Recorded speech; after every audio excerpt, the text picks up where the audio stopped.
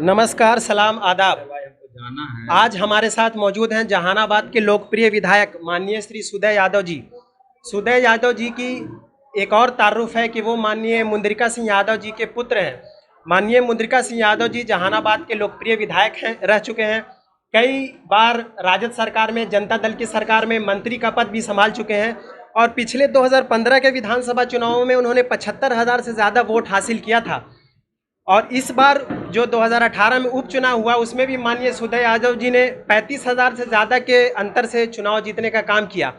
तो सर, इस बार जब पिछली बार आपका जदयू के साथ गठबंधन था, लेकिन इस बार जदयू अलग चुनाव लड़ रही है, तो आपको क्या लगता है सर कि पिछली बार का जो मार्जिन था 35,000 वोटों का, और आप जहानाबाद में लोकप्रिय हैं, माय समीकरण के नाम से आपकी राजद जानी जाती है, अक़लियत तबका, और तो आप माय समीकरण पर हैं या इस बार जो तेजस्वी जी की बात है कि वो A to Z के साथ हैं और 10 लाख युवाओं को बेरोजगारों को रोजगार देने की बात भी की गई है।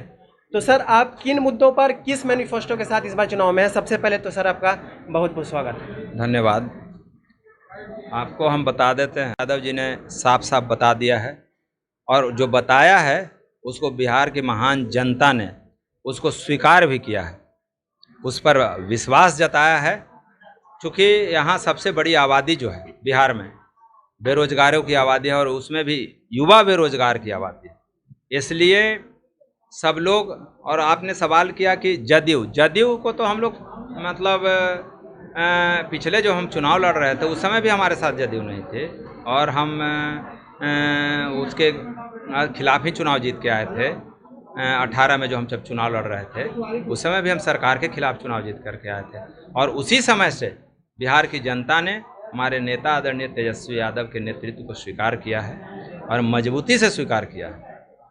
सर, तो इस बार के विधानसभा चुनाव में जो घोसी से विधायक थे माननीय कृष्णनंदन वर्मा जी, शिक्षा मंत्री, उनका बहुत जगहों पर स्थानीय लोग विरोध कर रहे हैं और ये कह रहे हैं कि घोसी में उन्होंने विकास के कार्य नहीं किए, इसीलिए उनको सीट अपना चेंज करना पड़ा। तो सर, इस बारे में आप क्या कहेंगे? इस बारे में हम कुछ नहीं करेंगे, ये सवाल वर्मा जी का है, मंत्री जी का है, ये उसके इस सवाल का जवाब वही देंगे। इस पर हमारा किसी तरह का कोई प्रतिक्रिया नहीं है। भाई वो बड़े लीडर हैं, कहाँ से चुनाव लड़ेंगे, किन परिस्थितियों में लड़ेंगे, किन कारणों से लड़ेंगे, ये उनकी मर्जी है। तो जहानाबाद में जो इंदु कश्यप जी हैं, जो चुनाव पूर्व कुछ समय पहले, 2 दिन पहले तक भाजपा की वरिष्ठ नेत्री रही हैं, महिला मोर्चा में वो प्रदेश स्तर की पदाधिकारी रह चुकी हैं, अब वो लोजपा के टिकट पर चुनाव लड़ रही हैं। तो जहानाबाद में आम जनमानस में ये बात फैली हुई है कि लोजपा ही भाजपा है। तो आपका मुख्य प्रतिद्वंदी इस चुनाव में कौन है, जदयू है या लोजपा है? अब वो लोग दोनों इसी की लड़ाई लड़ रहे हैं। अब जदयू और एलजेपी के प्रत्याशी कि अब हम कौन माने दूसरे पे रहेंगे और कौन तीसरे पे रहेंगे, वो लोग इसी में अपना फरिया रहे हैं, उस पर हमारा कोई प्रतिक्रिया नहीं है। सर, ये तो पूरे बिहार स्तर का जो मुद्दा है, शिक्षा का, रोजगार का, स्वास्थ्य का, स्थानीय स्तर पर किसी पार्टी ने मैनिफेस्टो जारी नहीं किया है। तो जो स्थानीय मुद्दे हैं सर, जैसे सदर अस्पताल में जो बदहाली है, एम्बुलेंस के बिना बच्चों की मृत्यु हो रही है, या NH 110 पर अवस्थित जो अंडरपास की समस्या है, तो ये स्थानीय मुद्दों को अगर आप किस तरह से आप प्राथमिकता देंगे और चुनाव जीतने के बाद इन मुद्दों को किस तरह से सोल्व करेंगे? क्योंकि ये कहा जाता है कि पिछली बार 5 वर्षों में या आपके कार्यकाल में 2 वर्षों में NDA की सरकार थी, तो क्या सर ये राजद के विधायकों के साथ समन्वय नहीं हो पाता है NDA के शासन में, और आपकी सरकार बनेगी तो क्या परिवर्तन रहेगा? देखिए, एक चीज़ हम देखें, 2.5 साल के कार्यकाल में हम एक चीज़ देखें कि सही माने में भेदभाव बढ़ता गया। हम जिस समस्या को लेकर के सदन में खड़े होते थे और फिर बाद में जाके जब उनके मंत्री से जब मिलते थे तो यही बोला जाता था कि सदन में चिल्लाने से कुछ नहीं होने वाला है। अब क्या कारण उसका था, अब वही जाने। लेकिन हम जनता की आवाज़ हैं, हम सड़क पर भी चिल्लाएंगे और हम सदन में भी चिल्लाएंगे। इसलिए चिल्लाएंगे कि हम बाबू मुंद्रिका सिंह यादव का बेटा हैं, उनका खून हमारे शरीर में दौड़ता है। हम इसको लेकर के, हम चाहे हम सरकार में भी रहेंगे तो हम जनता की समस्याओं को लेकर के रहेंगे। अभी तो हम विपक्ष में हैं, हम ये रहेंगे, हम उससे विचलित नहीं हो सकते। तो सर, ये समन्वय की जहाँ तक बात की आती है कि राजद के विधायकों के साथ प्रदेश सरकार भेदभाव करती है, इसीलिए विकास की योजनाएं उन क्षेत्रों तक पहुंच नहीं पाती हैं जहां पर राजद के विधायक हैं। तो सर, आगे जो आपका अभी तेजस्वी जी की सरकार बनने का जो है, तो उसमें जहानाबाद के कौन से स्थानीय मुद्दों को आप प्राथमिकता देंगे? हमारे यहाँ जहानाबाद के आपने गिनाया 110 पर अंडरपास है, रेलवे क्रॉसिंग के पास सदर अस्पताल का इशू है, और हमारे यहाँ किसानों का जो सिंचाई का इशू है, फिर विद्यालय NH 110 अंडरपास का इशू, और मैंने कई इस तरह के ज्वलंत मुद्दे हैं जिसको लेकर हम पहले भी मुखर रहे हैं और हम लगातार रहेंगे भी। हम यहाँ के लोगों को विश्वास दिलाए हैं कि ऐसा नहीं है कि हम शासन और सत्ता में चले जाएंगे तो हम चुप रहेंगे। हम उसको भी, चूँकि हमारे पिताजी भी जब सरकार में थे तो कई बार हमीदनगर पुनपुन सिंचाई परियोजना को लेकर के पदयात्रा किए, इधर कनक बिघा बराज था थी उसको लेकर के किए, तो ये करते रहते थे। क्योंकि हम आखिर हम जनता की आवाज़ हैं और हमारा ड्यूटी यही है कि उसके सवाल को लेकर के सड़क पर और सदन में हम खड़े रहें, उसकी आवाज़ बुलंद करते रहें। सर, जो स्थानीय स्तर पे ये बात पहले चर्चा थी चुनाव के कि कुछ जो राजद के अंदर ही कुछ लोगों ने आपके टिकट मिलने के बाद पटना में भी और उससे पहले, तो स्थानीय स्तर पे आपने उनको मनाने का काम किया, राजद फिर एकजुट हुई। मनाने का देख लीजिए, मनाने को वो लोग स्वयं माने हुए हैं, इतना सुलझे हुए वर्कर हैं कि आप देख लीजिए इसके पहले भी कि बराबर टिकट का, चूँकि अपना अधिकार है उनका, मांगते हैं, लेकिन जैसे ही अनाउंस होता है सब लोग गोलबंद होकर के फिर चुनाव जिताने में लग जाते हैं। आज जितना हमको पसीना बह रहा है उससे ज़्यादा उन वर्करों का बह रहा है।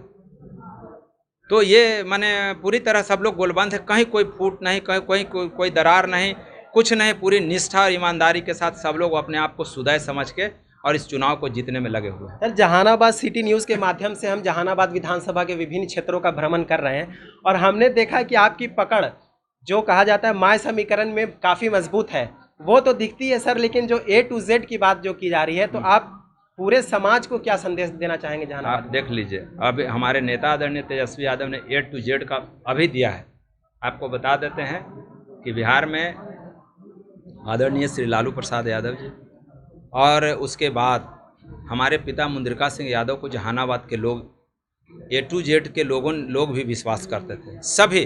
चूँकि एक चर्चा होती थी कि मतलब RJD को व्यवसायी लोग वोट नहीं देता है, लेकिन हमारे पिताजी मुंद्रिका सिंह यादव को जहानाबाद में व्यवसायी, जब वो चुनाव लड़े, 95 में लड़े, फिर 15 में लड़े, 18 में हम लड़े, तो मतलब जहानाबाद जो नगर परिषद क्षेत्र है वहाँ से 10,000 12,000 वोट से वहाँ लीडिंग होता है। तो हम यही जानते हैं कि सभी वर्ग के लोग, सभी जाति के लोग हमको पसंद करते हैं, हमारे पिताजी को पसंद करते थे और सब लोग वोट देते हैं।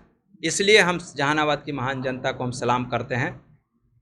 सर, एक बात आखिरी सवाल मैं आपसे करना चाहूँगा कि जहानाबाद का अक़लियत समाज, हमारा जहानाबाद सिटी न्यूज़ अक़लियत समाज के लोगों के बीच भी काफ़ी सक्रिय है, उनको आप क्या संदेश देना चाहेंगे सर? क्योंकि जो पारंपरिक रूप से 1990 के बाद से अक़लियत समाज जो है राजद के प्रति झुकाव रहा है, तो इस बार सर आप उनको क्या संदेश देना चाहेंगे कि चुनाव जीतने के बाद आप उनके, वैसे तो सर आपने कई मुद्दों पर, हमने जहानाबाद की सड़कों पर आपको संघर्ष करते हुए देखा, CA NRC का मुद्दा हो या अक़लियत समाज की जो उत्थान के जो भी मुद्दे हैं उसमें आपने सड़कों पर भी संघर्ष किया, विधानसभा में भी आवाज़ उठाई, तो सर उनके लिए आप ख़ास क्या पैगाम देना चाहेंगे और जहानाबाद की जनता को क्या पैगाम देना चाहेंगे?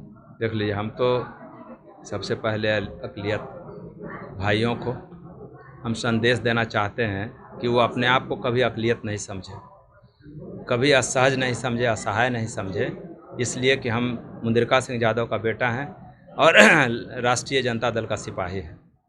किसी भी परिस्थिति में उनके स्वाभिमान पर हम ठेस नहीं पहुंचने देंगे, ये हमारा है।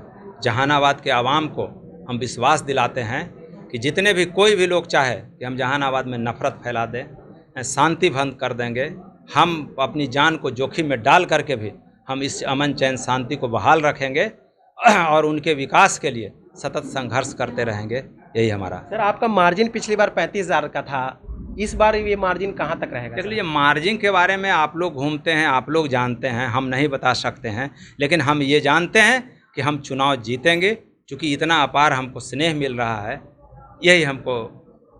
जहानाबाद सिटी न्यूज़ में अपना बात करने के लिए, समय देने के लिए बहुत बहुत धन्यवाद। धन्यवाद।